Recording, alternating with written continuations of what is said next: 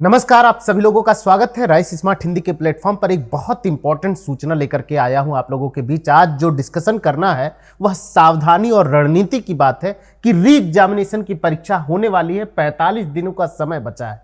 क्या चैलेंज है, क्या प्रॉब्लम आने वाला है। यूपी पुलिस के मेरे प्यारे विद्यार्थियों, वर्दी की इच्छा जो रखते हैं, जो लड़ना चाहते हैं, इस समाज को सही रखना चाहते हैं, खुद को निश्चित समय में सफल देखना चाहते हैं, मैं ऐसे सारे विद्यार्थियों को अनुरोध करता हूं कि वो इस वीडियो के माध्यम से हमारे साथ जुड़ जाएं। आज हम लोग डिस्कस करने वाले हैं कि कौन सी बातें महत्वपूर्ण हैं जो री एग्जामिनेशन के दृष्टिकोण से बहुत महत्वपूर्ण है। हमें जानना होगा कि पाठ्यक्रम हमने पढ़ लिया है, सिलेबस हमने पढ़ लिया है, लेकिन मैं आपसे पूछ रहा हूं कि वो कौन सा विद्यार्थी है जिसके मन में थोड़ा दुख बचा हुआ था। वो कौन सा विद्यार्थी है जो कम समय होने के नाते परीक्षा में अपनी तैयारी कम कर पाया था। वो कौन सा विद्यार्थी है जिसको लग रहा था कि मुझे समय कम मिला है, एक बार और चांस मिल जाता तो मैं बहुत अच्छा कर पाता।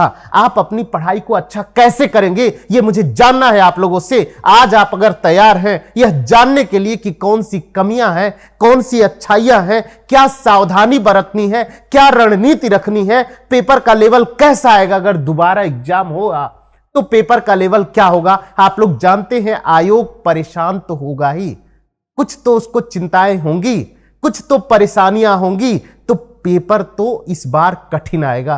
तो अगले 45 दिन की रणनीति क्या होनी चाहिए। अगले 45 दिनों में हम अपनी पढ़ाई को किस लेवल पर देखना चाहते हैं।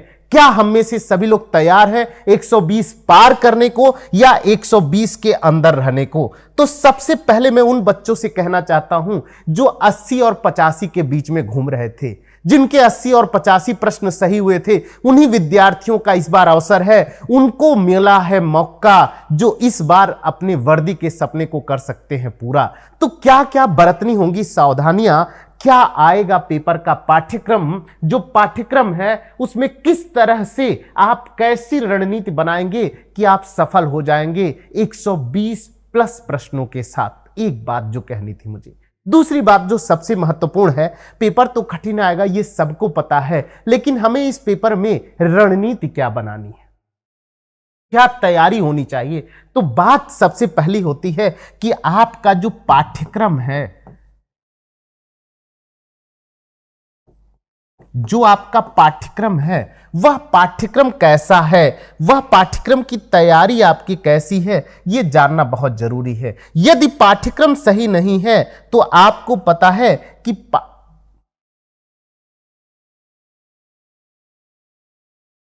पाठ्यक्रम यदि आपको पता नहीं है और यदि पता है पाठ्यक्रम तो उसकी अगर रणनीति नहीं सही है तो भी आपको दिक्कत आएगी। एक दूसरी जो सावधानी है वो कौन से बच्चे जो निराशा का शिकार हुए, जो हताश हुए, जिनको लग रहा था कम समय मिला है, मुझे अपनी तैयारी के लिए और समय चाहिए। देखिए 60,000 की वैकेंसी है, इस वैकेंसी को आप यूं ही नहीं छोड़ सकते। ये जो 60,244 पद की वैकेंसी है रोज रोज नहीं आया करती, ऐसे अवसर बार बार नहीं आते हैं। नियति से मिलन अधूरा है, बहुतों का सपना टूटा है, राज काज आजाद हुआ। इस बार आपको आजादी प्राप्त करनी है। अपनी हताशा से, अपनी निराशा से, अपनी विफलताओं से आपको आजाद होना है, परीक्षा पास करना है। तो आपको पाठ्यक्रम जो आपने पढ़ा था उसको हाई स्कोर लाने के लिए कुछ बच्चे ऐसे थे जो 80-90 प्रश्न कर पाए, कुछ बच्चे ऐसे थे जो 120 जा पाए, कुछ 110-105 के बीच में। ये 3 कैटेगरी के बच्चे हैं जिनको सिलेक्शन जरूर लेना चाहिए और उनको लड़ना चाहिए, क्योंकि ये खाकी की तैयारी है, वर्दी की तैयारी है, यूं ही नहीं छोड़ सकते। पिछली बार जब 17-18 फरवरी को पेपर हुआ, चारों पालियों का पेपर आप सभी लोगों ने दिया, अच्छे से दिया। पेपर का लेवल आसान था, मुश्किल नहीं लग रहा था, चाहे वो हिंदी हो, चाहे जीएस हो, चाहे जो पाठ्यक्रम था वो आसान लग रहा था। लेकिन इस बार वो प्रश्न नहीं पूछेगा।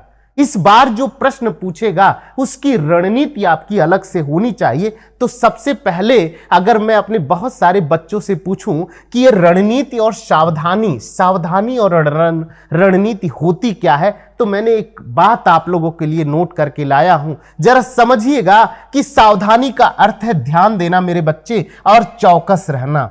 आप अपने काम के लिए, अपनी परीक्षा के लिए, अपने पाठ्यक्रम के लिए, कितने लोग ऐसे हैं जो इस वीडियो के माध्यम से प्रेरित होकर के, चौकस होकर के एक बार दोबारा से पाठ्यक्रम का रिवीजन शुरू कर देंगे। दूसरी बात है गलतियों से बचाव करना। मेरे प्यारे विद्यार्थियों, बहुत सारे बच्चे पढ़ने में तेज होंगे, हो सकता है बहुत सारे बच्चे पढ़ने में धीरे होंगे, लेकिन अगर वर्दी का सपना आप में है ना, आपके अंदर यदि जुनून है, तो आप अपनी गलतियों से बचाव करके सीख सकते हैं अच्छा स्कोर कैसे किया जा सकता है। विवरणों पर, जो आपके पास विवरण है, जो सूचना है, उसको सख्ती से कार्यवाही पर लाइए।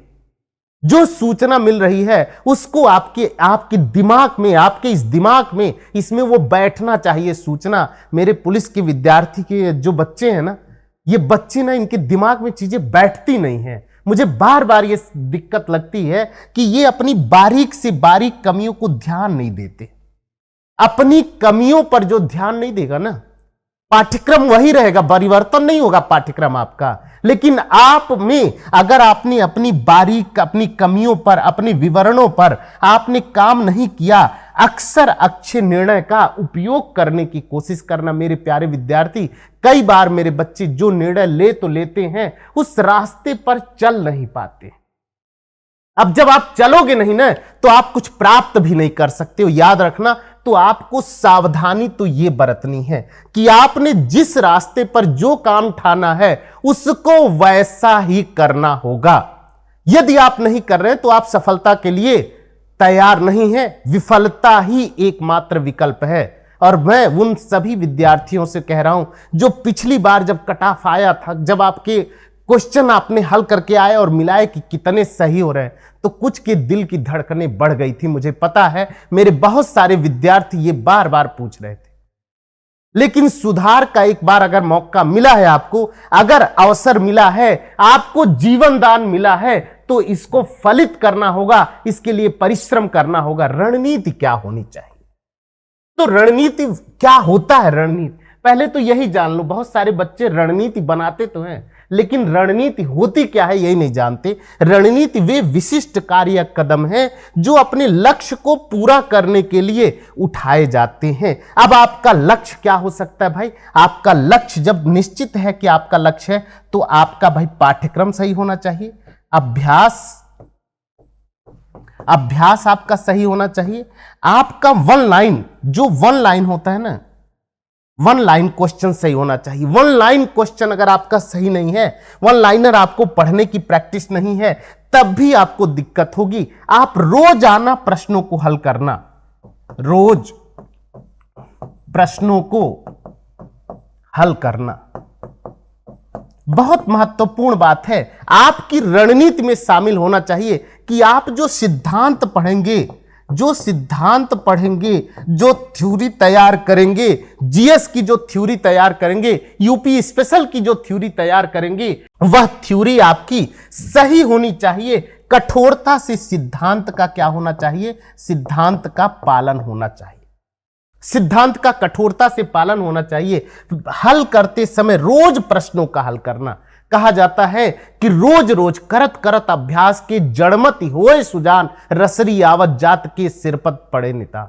तो यदि आप रोज रोज परिश्रम करेंगे तो आप सफलता अर्जित कर लेंगे। तो अब पाठ्यक्रम क्या है? देखो भाई, पाठ्यक्रम के 4 हिस्से हैं, सबको पता है। इस एक हिस्से को, जिसे आप हिंदी कहते हैं, इस हिंदी को सभी लोगों ने पढ़ लिया है। लेकिन मुझे कौन बताएगा कि कितने लोगों ने 98% सवाल सही कर दिया? 100% की बात मैं नहीं करता हूं। हवा में बातें करने की आदत मुझे नहीं है। जरूरी यह है कि एक अध्यापक आपकी मदद क्या कर सकता है भाई? आपकी प्रैक्टिस करवा सकता है, आपके अंदर एक मोरल डेवलप कर सकता है, एक नैतिकता का डेवलपमेंट कर सकता है। दूसरा, जो आपने जीएस पढ़ा है उसको कैटेगरी वाइज बात करके उसको प्रैक्टिस किया कि नहीं किया, क्योंकि जीएस का सेगमेंट भी बहुत जरूरी है मेरे बच्चे। इसको भी आप हल्के में नहीं ले सकते। दूसरा, मैथमेटिक्स, हमारे बच्चों का जो गणितीय विकास है, क्योंकि यूपी के बच्चे हमारे क्या होते हैं कि शुरू से जो अध्यापक उनको पढ़ा रहे हैं, गणितीय समीकरणों को हल करने में दिक्कत होती है। और जो गणित में तेज होते हैं कई बार वो हिंदी में कमजोर हो जाते हैं, जीएस में कमजोर हो जाते हैं। इस तरह की समस्या जो आपकी कमजोरियां हैं उनको समय रहते हुए उन पर काम करना। यदि समय रहते हुए आप काम नहीं करेंगे तो सफलता अर्जित करने में होगी आपको परेशानी। तो जो रणनीति है, पाठ्यक्रम वही है। प्रश्न अलग तरीके से पूछेगा, प्रश्न कठिन पूछेगा। अब इसके बाद क्या है कि जो समय है उस समय को कैसे बांटा जाए। देखो भाई, मैं कुल मिलाकर के 45 दिन का समय मान रहा हूं कि आयोग अगले 45 दिन में, वैसे तो आयोग को करना चाहिए परीक्षा का एक डेट दे देना चाहिए। मैं इस बात की मांग करता हूं कि आयोग से कि भाई डेट देने में आपको समस्या क्या आ रही है। जो बच्चे की तैयारी है उसकी एक आउटलाइन बन जाएगी, वह अपने आप को प्रैक्टिस कर पाएगा, अपने आप को तैयार कर पाएगा, उसके साथ वह निर्णय ले पाएगा कि किस किस कोर्स में कितने दिन तक हमें काम करना है। तो एक तो मांग करनी चाहिए हमारे विद्यार्थियों को कि आयोग एक डेट जारी कर दे। दूसरी बात क्या है कि ये जो 45 दिन का समय है, आज मई का भी महीना जो है आपके सामने से निकल रहा है, यह 15 दिन बचा हुआ है सिर्फ, और उधर 30, तो यही जून, मई और जून में मान के चल रहा हूं 45 दिन में आप अपने पाठ्यक्रम को क्या 3 बार रिवीजन कर सकते हैं? यदि हां तो सफलता जरूर निश्चित है। अच्छे थ्योरी को समझना, आपके पास समय है, अच्छे जीएस की किताब को पढ़ना, अच्छे मैथमेटिक्स के सवाल हल करना, एक स्टैंडर्ड को मेंटेन करना कि जिससे ऐसा न लगे कि परीक्षा की यदि कठिन सवाल आ जाए तो आप घबरा जाइए। यह इतनी बातें थी। अब देखो, एक हिंदी अध्यापक के तौर पे मैं आप लोगों के बीच क्या करना चाहता हूं, मेरा क्या रोल है आपके जीवन में, आपकी सफलता का। मैं हिंदी व्याकरण, हिंदी शिक्षण आपको पढ़ाता हूं। हिंदी व्याकरण की जो कक्षा होती है वो 11:15 से लेकर के 12 बजे तक होती है। मैं यहां पे आपको कराता हूं प्रैक्टिस सेट। जो पुराने क्वेश्चन पेपर आए हुए हैं उन्हीं प्रश्नों को दोबारा से आपके सामने हल कराने का काम मैं करता हूं। इसके बाद जो सबसे महत्वपूर्ण काम है कि भाई हमारे पास राइस स्मार्ट हिंदी का परिवार चाहता है कि जो बच्चे हमारे पढ़ाई कर रहे हैं, तैयारी कर रहे हैं, यदि आप एसएससी की तैयारी करना चाहते हैं तो यहां पे आपके साथ मैथ्स के साथ हंसराज सर जुड़े हुए मिलेंगे, रीजनिंग के साथ आपको श्याम सर और हमारी जीएस की पूरी टीम मिलेगी, आपको इंग्लिश बैच के साथ जो मिलेंगे राकेश रंजन झा सर मिलेंगे। यह बेहतरीन तरीके से पढ़ाते हैं, हमारे यूपी के जो बच्चे हैं उनके लेवल को समझते हुए पढ़ाते हैं। तो यदि आप चाहते हैं अपना सिलेक्शन, आप चाहते हैं अपनी तैयारी को नया आयाम देना, तो राइस स्मार्ट परिवार के साथ जुड़ सकते हैं। ये मेरा व्हाट्सएप नंबर है जिसके साथ आप यहां पे हमारे साथ बातचीत कर सकते हैं, मैसेज कर सकते हैं। तो आप अपनी तैयारी को धारदार बनाइए, समय कम है, यह आखिरी मौका है और जीवन में बार बार नहीं मौका मिलता है, जीवन दान एक बार मिलता है, 2 बार नहीं मिलता है। तो इसी के साथ आज की वीडियो के साथ बने रहिए। बहुत बहुत धन्यवाद।